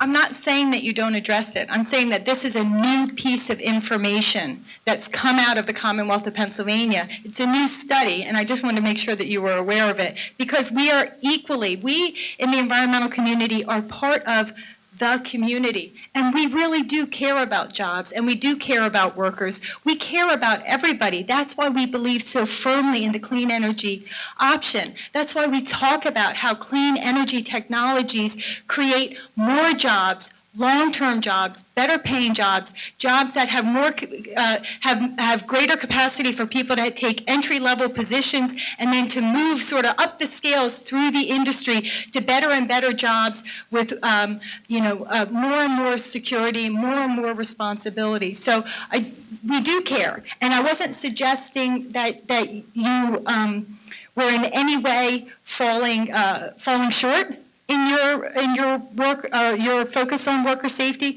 but I wanted to make sure with this opportunity that you were aware of this new research, because of course drilling and fracking in the Marcellus shale gas is relatively new, and so this is an important new finding for folks to be aware of. And if we want to stop drilling and fracking, our problems are in Harrisburg, Pennsylvania, Columbus, Ohio, and out in North Dakota. They're not here. Okay, let's give the audience an opportunity to ask some questions. We're running out of time. Fairly dented. Okay, Dave Pringle, he put in 4 questions, none of which I got a chance to I'm actually going to ask a different one. I'm curious, there was a TV show a couple weeks ago where a lobbyist for a frack company said that frack wastewater was safe to drink, and when the interviewer gave him a glass of it to drink, he said he wouldn't do it. So I would like to know if all of you would or would not drink a glass of frack wastewater. We charge $1 extra for that. Will the panelists drink a glass of frack wastewater or not?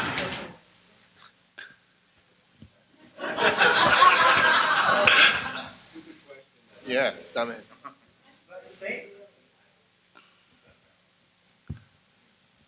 Well, I think the lack of response here, speaks volumes. But I don't think anyone here would actually drink frack wastewater. But the reality is, frack wastewater has been coming into New Jersey and discharged into Delaware. There's nothing right now that would that would ban frack wastewater from being discharged in New Jersey. It's another example of the Christie administration being in the tank for the gas industry and putting, quite honestly, our drinking water at risk. When I think it's very clear we do not need frack wastewater being discharged into our waterways.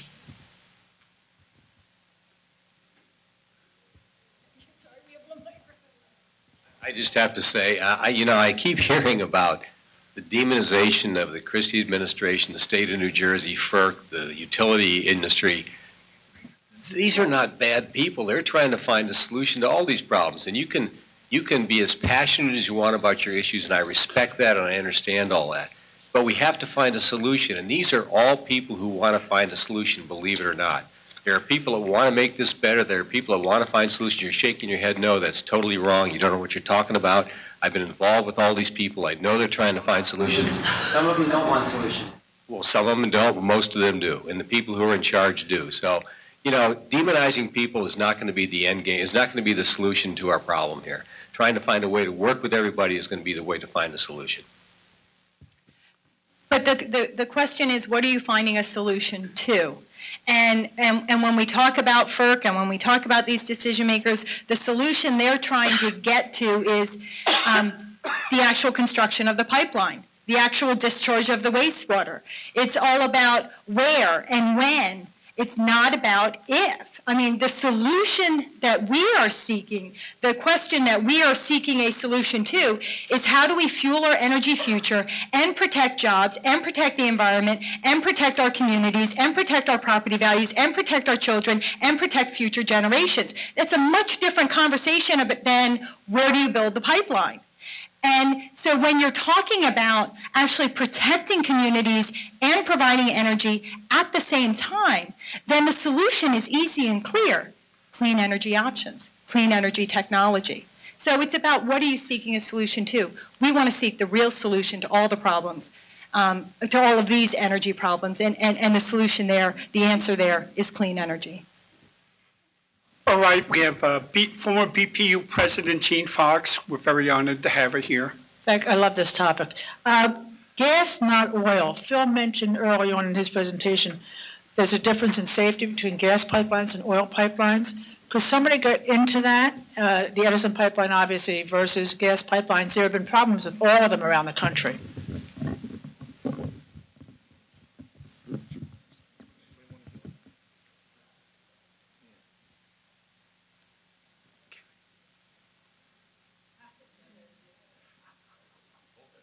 Yeah, I mean, I'm not. Yeah, I don't. I'm not sure what you're trying to. They're at least like the Pipeline explosions, leaks in pipelines, environmental harm, based on. Gas pipelines and oil pipelines all have problems. They all result in environmental degradation. They all result in incidents and accidents that are damaging people, damaging lives, killing people in some cases. From my perspective, the question is not, which is worse. The question is, why should we continue to build either one of them? And the answer should be, we shouldn't. My issue with gas and or oil pipelines is what is the benefit to the state of New Jersey? Is the gas pipeline going to benefit the businesses and the consumers of New Jersey? Is the oil pipeline going to do that? Or is the oil pipeline being brought in simply to be processed and shipped back out? I mean, whatever is the benefit, if there's something that's being done for the benefit of New Jersey, that to me has all the priority over something that does not have the benefit to the consumers and the businesses. I just think there's a distinct difference between the two products.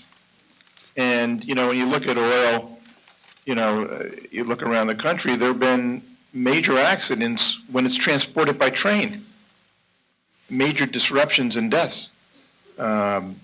It's much different than, in my opinion, than the gas product, as far as I'm concerned, as far as a safety point of view. And it tends, sometimes these debates just say pipelines, pipelines, pipelines, and they don't differentiate between the products that are in it.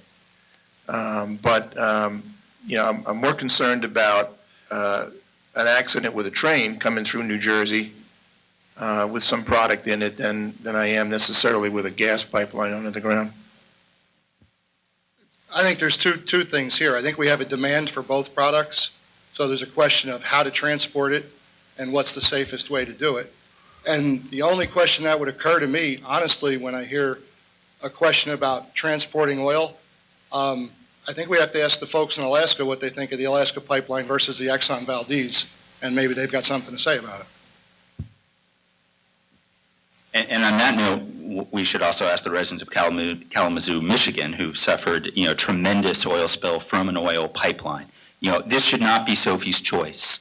You know, pipelines, you know, across this state and across the region provide, you know, a true, you know, risk. It doesn't matter if you put it in a barge or a train or a pipeline.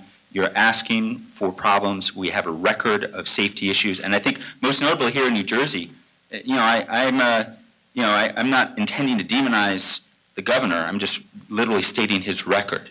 You know, the governor's come out against, you know, Keystone. He stayed silent on the Pilgrim pipeline, a pipeline that's been opposed by, you know, close to 20 towns across northern New Jersey, and a pipeline that's, you know, the minority leader Tom Kean has come out against. So, you know, this ultimately is a question of not kind of an esoteric, you know, is this a concern? You know, the wolf is at our door, and you know, whether it's on a train or a pipeline, you know, we are going to see, you know, problems in the future if we assume that this is the only way to power our economy.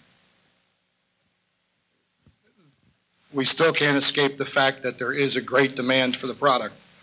So we have to decide the best mode of transportation. So there is an element of Sophie's choice here. Whether we like it or not, or acknowledge it or not, we can't go stick it in a box and ignore it. That's the fact of the matter. Hi. I'm a college student in Pennsylvania, right on the Marcellus Shale. I see the effects of fracking operations all the time. My local waterways have been closed down for a period of time. You cannot eat fish in certain areas. It hurts economically. The Latorge Stream draws in people for tourism all across America because it's one of the best places to fly fish for brown trout in the whole country because of increased fracking operations. If the pipeline's approved, these operations will probably also increase in our area. And I'm asking, Tom, you just said recently, or a little bit ago, that this will help New Jersey, these programs. Is this helping New Jersey and increasing, you know, the amount of energy that we have here? We're at the risk of myself as well as the other people who live in Pennsylvania permanently.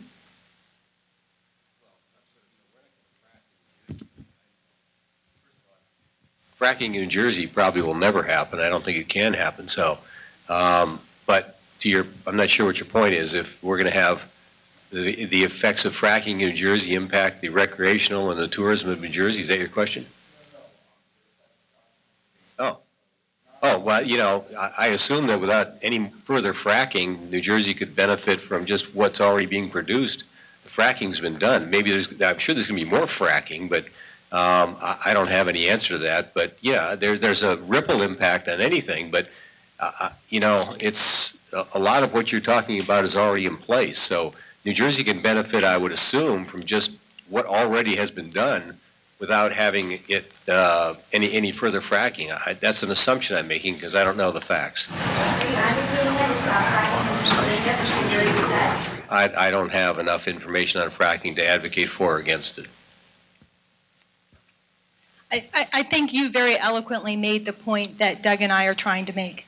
We can't sacrifice one community in order to benefit another. And no, it is not okay to sacrifice all the communities across Pennsylvania who are suffering so deeply from shale gas extraction, from drilling and fracking, in order to provide for a false energy need here in New Jersey. Again, New Jersey doesn't need the gas, whether it's already been fracked or it's to be fracked in the future.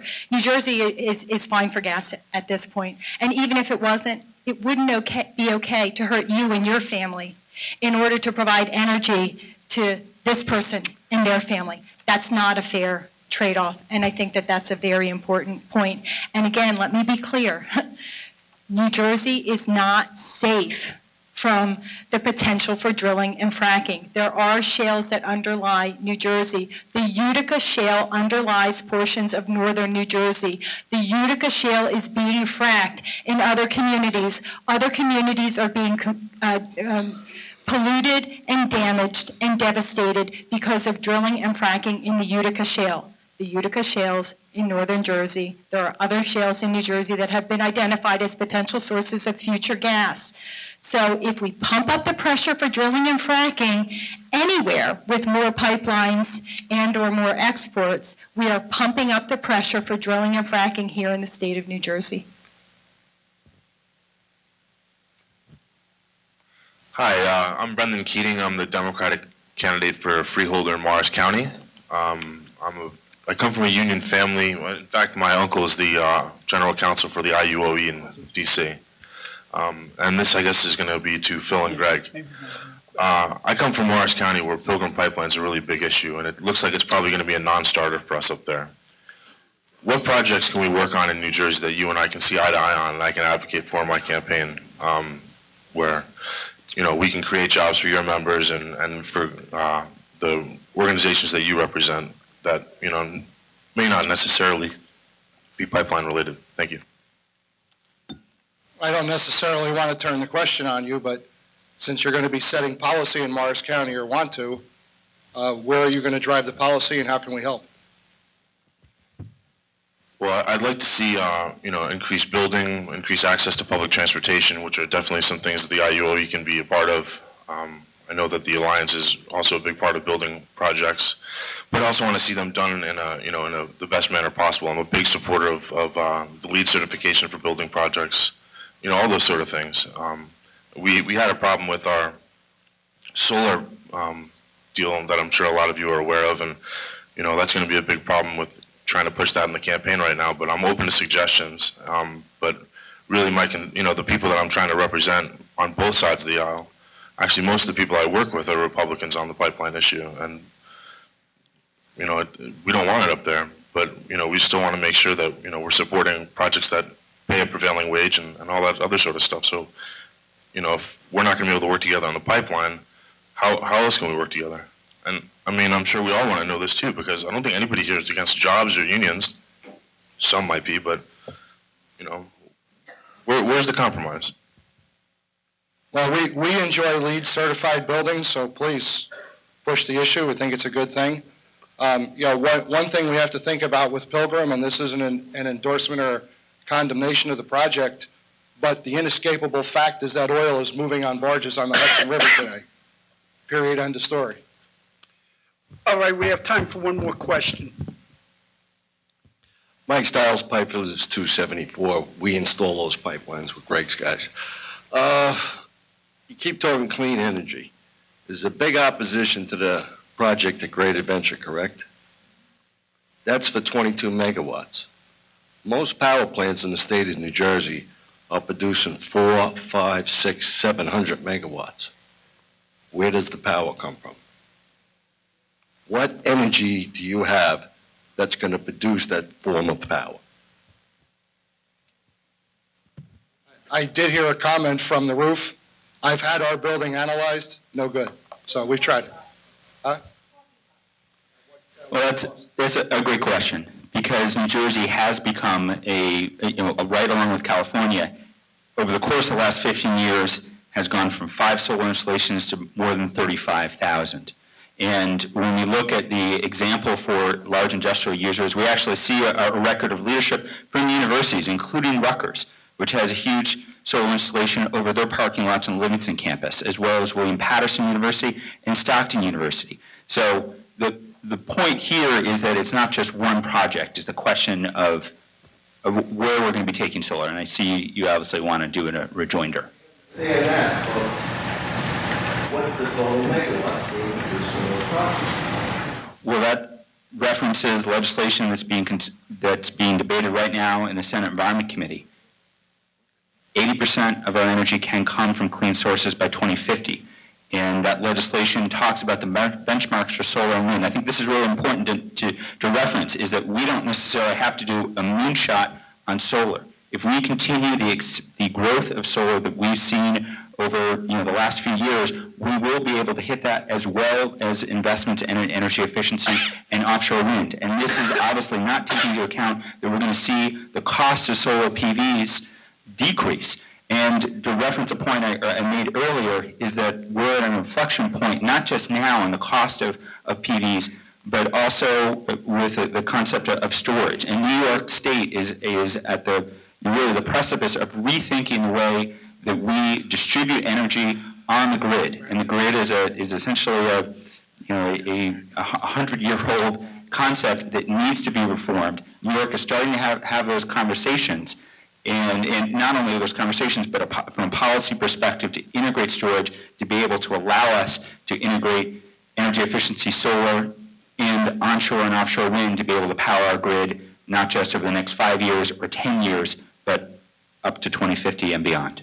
I know we've got to leave, some people have to leave, but can we have just one more question? Tom. Hi, my name is Patty Kronheim, and I live in Hopewell Township. And pipelines only came to my attention because I got a letter from FERC that preserved lands behind my home were being targeted. And many preserved lands around New Jersey that taxpayers pay dearly for, not just to have them, to purchase them in the first place, but for their maintenance, because we overwhelmingly voted in New Jersey on question 2 this past November. Every single county voted for question 2. So the people of New Jersey really care about the preservation of these lands. It's not just the quantity, it's the quality of these lands. So these pipelines are targeting preserved lands and violating the will of the people of New Jersey. I'm a Jersey girl. I'm from New Jersey. I care. I agree. I care about what's best for New Jersey, and I would like to see a solution to this. So I would like that question to be addressed about preserved lands and how you all see that come into play. But also, I just want to clear up a point. I've heard gas referred to today as renewable. I've heard it referred to as natural, and it's also referred to as clean energy. And even if you take the devastating aspects of fracking that we've heard so much off the table, if you just talk about the burning of natural gas, we need to look at the recent science that shows that it is 80% more of a potent greenhouse warmer than carbon. It is not clean. So that really needs to be looked at. And also, just a point of information in terms of danger of pipelines, the blast zone of a pipeline that's 36-inch, like the Penny's pipeline, is a quarter-mile. Thermal impact zone is a half-mile radius. So these are not minor little risks. But I really would like you all to address the future of preserved lands, because this part of the state that these pipelines are going through are the lungs of New Jersey. It's our water. It's where other parts of the state gets the water, and there's so many streams being crossed. So it really does impact New Jersey, and I'm hoping we can find a solution so we can move forward with pride as a state and be a leader environmentally and energy-wise. So anyone who'd like to field that very long question, I'd appreciate it. I'll just respond briefly and then turn it over to the rest of the panel. Just to put some numbers on the amount of preserved land that's being targeted by PennEast, that's $36 million of taxpayer money that's being spent to preserve open space. And it's a clear modus operandi, whether it's through the Pinelands or through the Highlands or through preserved farmland and open space in Mercer and Hunterdon County, to target open space. And that clearly, that clearly has a real cost, not only in the environment, but for taxpayers.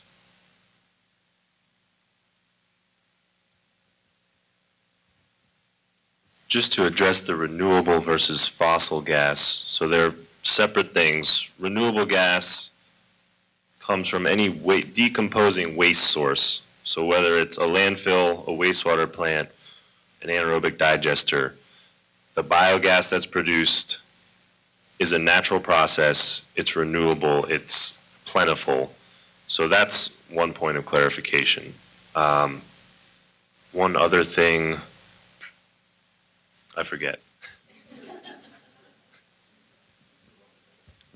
So it is a uniform experience across pipeline projects that they do tend to target, well, not tend to target, they do target public open space. They target our public parks, our public forests, those lands that have been preserved by state, federal, local authorities with public money and private donations. And yes, if you look just at the Pennies project and just at the open space and preserved agricultural lands here in New Jersey that would be hit by the Pennies project, it costs between $24 and $36 million to preserve those lands, depending upon which of the various routes you're looking at. And one of the reasons why the pipeline companies target open space is because they tend to be able to get it for cheaper. They tend to be able to get it easier. There's a defined process by which they have to go through in order to get access to those publicly preserved lands. And that's much easier than trying to go private property owner by private property owner. So it is absolutely the experience that they target these open space lands. These are lands that people that came, residents of New Jersey, residents of this nation before us preserved for our benefit, for our enjoyment. And these are lands that we here in New Jersey and we across the nation have preserved for the benefit of ourselves, but also future generations. Because once these areas are destroyed, they're gone. We will not get them back. And that's why people recognize the importance and the value of investing in preserving our natural areas and our prime agricultural lands. So the problem is not only are we undermining that commitment that has been made to us and that we are making to future generations when we allow these pipeline projects to take over these preserved lands, but we're also undermining the entire concept of public open space. Who the heck is going to vote again, or who the heck is going to make a donation to a land conservation organization again in order to preserve a natural area, knowing that at some point in the future it can just be easily, quickly handed over and cheaply handed over to a private industry, to a private pipeline company in order to service their corporate profit gain? Probably nobody. So we're undermining not only the preservation of these critical, irreplaceable areas, but we're undermining the entire concept of preserving them, so that there isn't going to be open space preservation at some point, because people are going to recognize that it's a lost investment for them. All right, I think that's all the time we have. We probably could go another hour with questions, but another time, another day. I just want to thank our panelists. I think they did a fabulous job.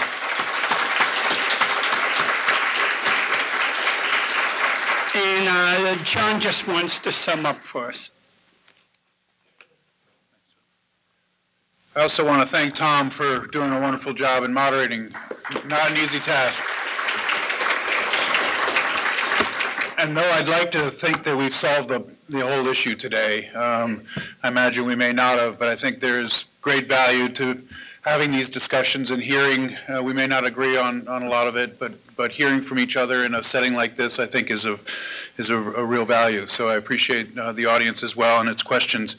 A couple things. This, as I mentioned, we live streamed this, and that live stream is being archived on our site. So feel free to share that with those who weren't able to be here. We will also be doing a video that will edit it down somewhat, and we'll let you know on the site when that's available as well. Also, just so you know, we'll be back here in 3 weeks. NJ Spotlight will be holding its next roundtable, actually a day-long event on early childhood education and services on June 19th. Is that right? Yep, June 19th. So if that's an area of issue, I know a couple of you it is. If that's an area of interest to you guys, feel free. We'll be promoting that soon, so feel free to sign up. So thank you again for joining us today, and thank you again to the panel. I really think it was a great event for us and for you, I hope.